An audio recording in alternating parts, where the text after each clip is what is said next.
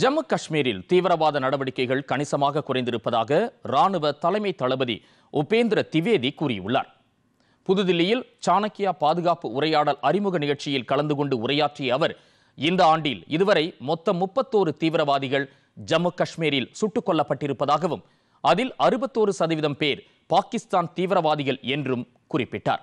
எந்த வடிவத்தில் போர் வந்தாலும் அதனை எதிர்கொள்ள இந்தியா தயாராக இருப்பதாக கூறிய உபேந்திர திவேதி, தீவிரவாதத்தை முன்னிறுத்துவோருக்கும் நிதி ஆதரவு அளிப்போருக்கும் தக்க பதிலடி கொடுக்கப்படும் என உறுதியளித்தார்.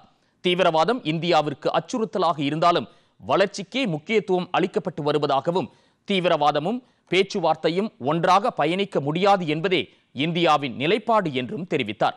88 மணி நேரம் நடத்தப்பட்ட ஆபரேஷன் சிந்தூர் நடவடிக்கை வெறும் ட்ரைலர் தான் என குறிப்பிட்ட அவர், இதுபோன்ற சூழ்நிலைகளை எதிர்கொள்ள இந்தியா தயாராக இருப்பதாகவும் தெரிவித்தார். இந்திய ராணுவத்தின் முத்திரை பதித்த சர்வதேச கருத்தரங்கமான சாணக்கியா பாதுகாப்பு உரையாடல் நிகழ்ச்சி புதுதில்லியில் வரும் 27 மற்றும் 28 தேதிகளில் நடைபெற உள்ளதாகவும் உபேந்திர திவேதி தெரிவித்தார்.